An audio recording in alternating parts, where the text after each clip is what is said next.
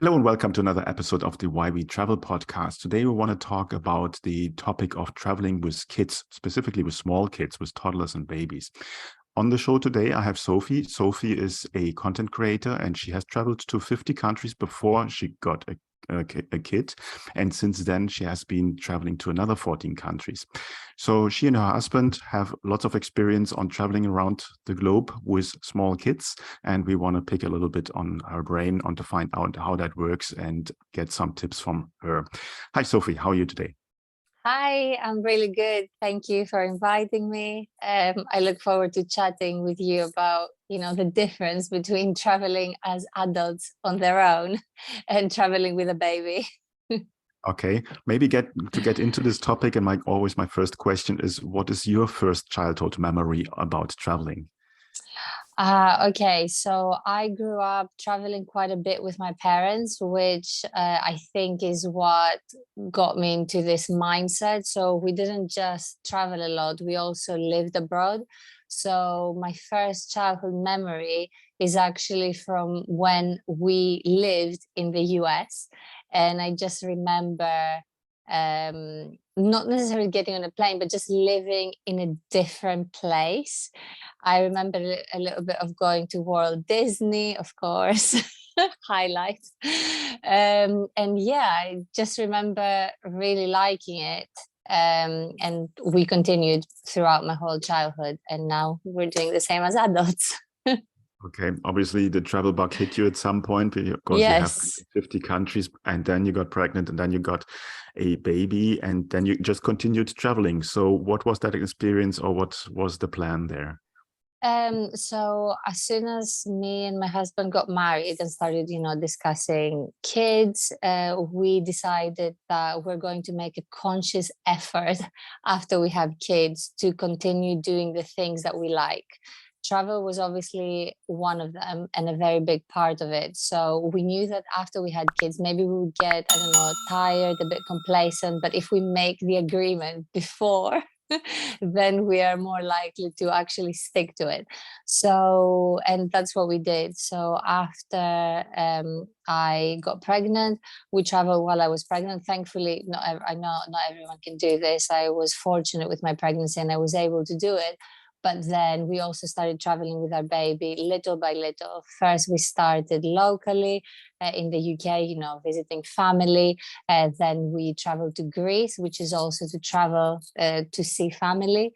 And then, yes, we started, expanding little by little and saw that it's actually doable and also very enjoyable. And we can continue doing what we love. And also it's beneficial for our baby too. So it's Okay. not looking back since then. Now, obviously, when it comes to traveling with a small child, there is certain technologies, certain things you need to do. And give me a bit of an idea on how you prepare your day. Yes.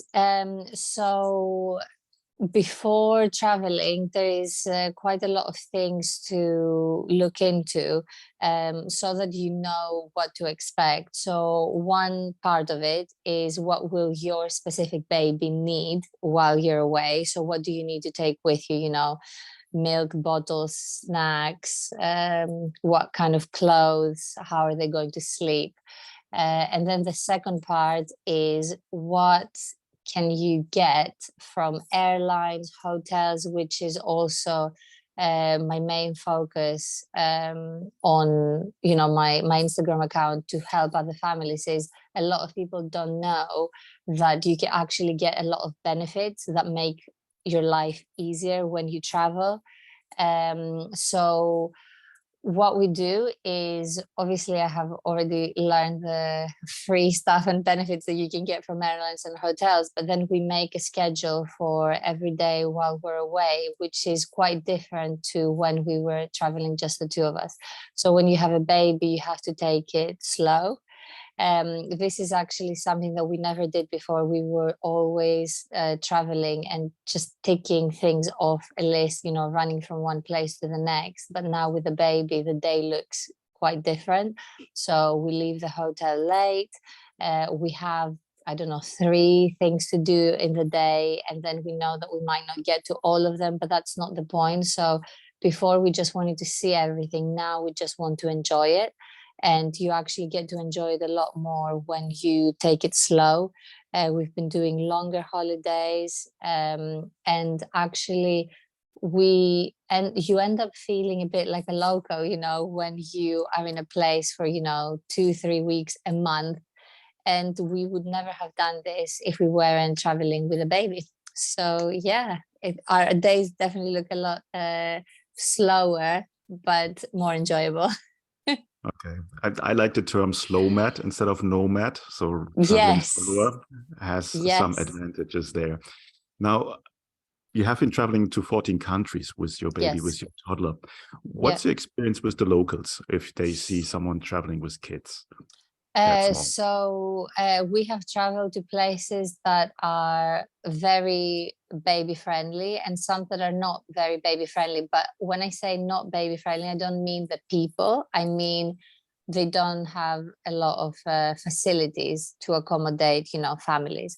So in terms of the people, everywhere, I'm just amazed at how friendly people are, to the point we haven't had a single place where we've been where anyone has treated us in a different way because we have, a baby. Everyone is always smiling, coming over, wanting to like play and interact with him.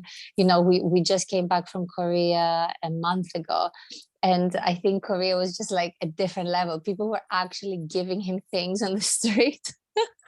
They were giving him, like, they were taking out candy from like their bags.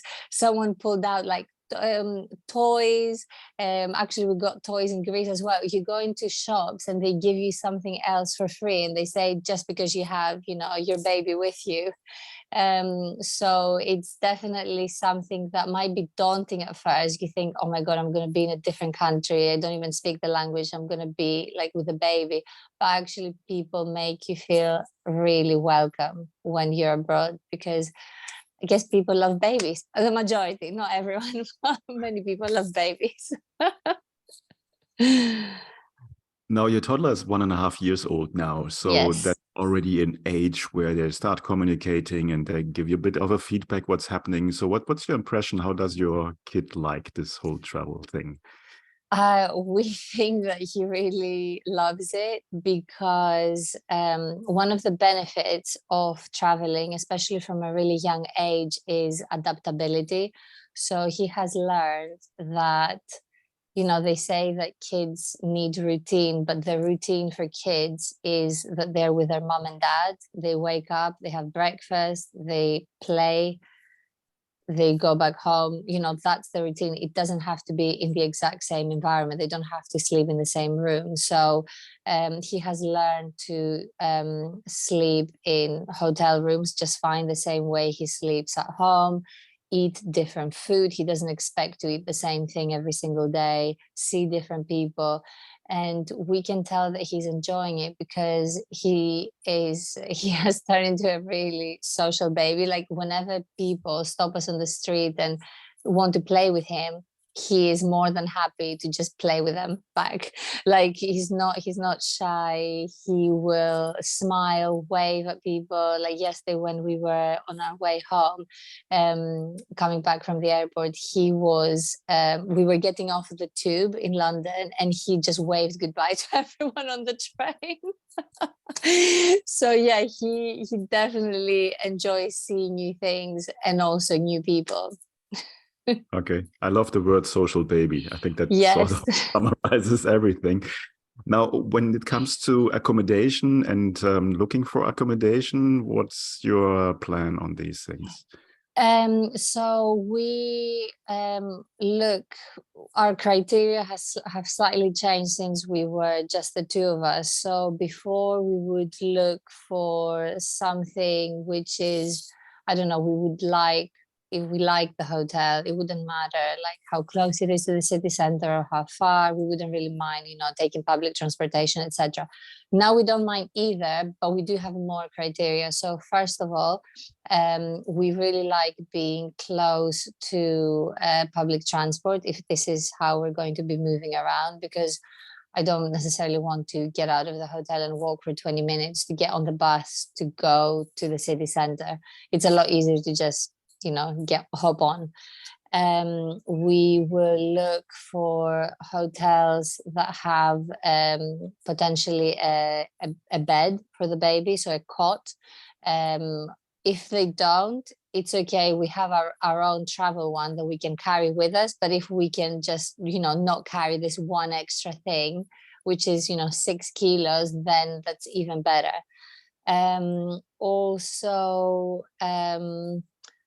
I think that's it with hotels, like looking for a bed and a good location. Yeah. Okay.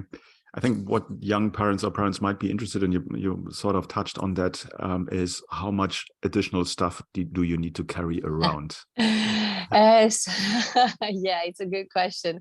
So on every trip, we learn as we go along. It's not like we've done it for a year and a half and now we're experts. In every trip, I would say we carry less and less.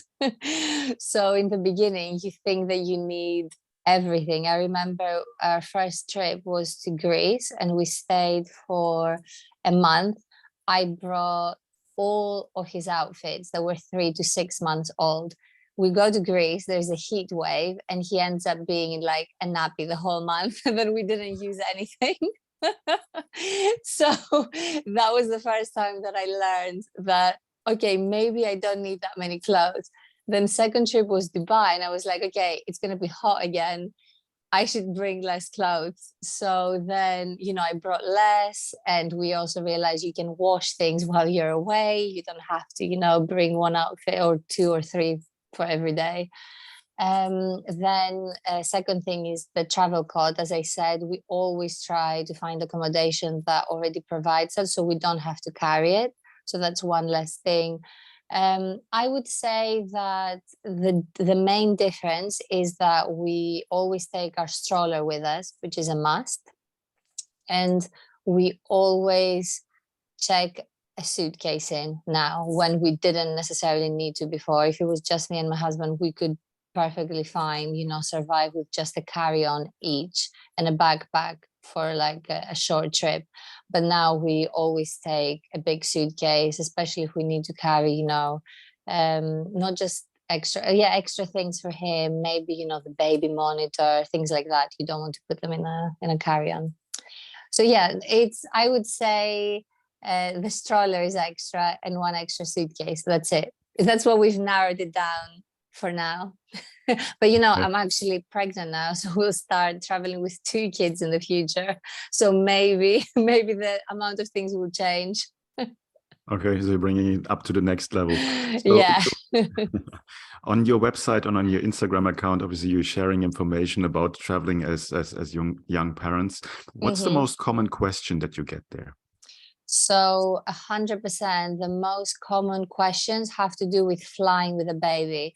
It's one of the things that stress parents out the most, including, myself before we did it for the first time. I remember thinking that because, as I said, we had pre-agreed that we we're going to be traveling. So we had 5 flights pre-booked before the baby was even born. So I know we were going to be doing these trips. One was to Greece and one was, on my maternity and my husband's paternity leave.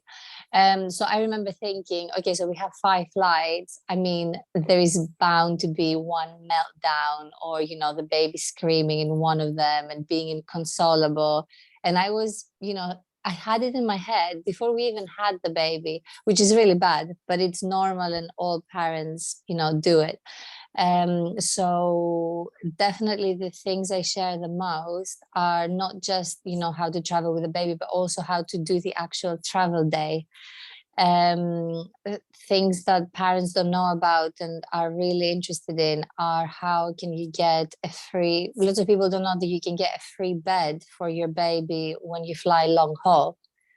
They are very surprised, and it's a lifesaver because you go on this, 12-hour flight and you don't have to hold the baby in your arms the whole time. You just put them in their own bed. Parents are entitled to, extra free leg room on many big airlines when you fly long haul. You're entitled to bring extra luggage with you for free, to check it in for free. Like I said, the stroller, a car seat. Also, you can bring extra liquids on board that are more than 100 ml. You know, we are only entitled to up to 100 ml. For babies, you can bring whatever you want, basically, as long as it's for them and for the flight. Yeah, so definitely travel day and flying is the most popular question. Okay. One question is, obviously, you were a very experienced traveler before you got your kid. And with that, you have your strategies, your tactics on how to survive in countries where no one understands you. We don't know your way around. If somebody has never done that and they plan now to start traveling with a kid, what would be your recommendation? So we have been to countries where people don't speak English and we don't speak the language. For example, two that pop to my head would be Egypt, which I would say was a difficult country to navigate with a baby, but definitely doable. And the other one was Korea, which was the most recent. What we did in Korea was that there are a couple of ways to actually understand what's written and being said around you. So there is an option on Google Translate where you literally, and on the iPhone actually, where you take, you open the app and you open the camera through the app and you place it in front of something that's written down like a menu, and it translates everything into English. Of course, it's not perfect, you know, but that's how we got by. We were there for 1 month and we translated every menu this way. Whenever someone couldn't understand us, we would talk into the phone and it would translate what we wanted to say into Korean, and we would show it to them.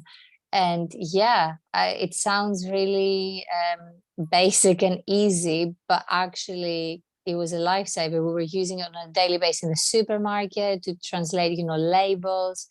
It was fine. And the fact that we had our baby with us didn't make a difference for that, because, you know, we wanted to know what we were eating. We wanted to know what he was going to eat. So yeah, it worked out just fine. Yeah, Google Translate is a lifesaver for all travelers out there. I think I have used this in Yes. the past. Oh, yes, definitely. Cool. Where can people find out more about you? So I have my Instagram account where I share daily tips on how to travel with family. The name is Sophie Family Travel. And I also have my website where I have a blog with all the destinations that we've done and also tips for parents who want to travel with their kids. And that's www.sophiefamilytravel.com. Okay, I will put the links in the show notes, then you're just one click away. Sophie, I think it gave a very good introduction that traveling with small kids, with babies, is absolutely doable or not as difficult as some people might think it is. And I hope it will motivate a lot of people to get out and do exactly what you do. Thanks so much I for your really time. hope so. Thank you so much.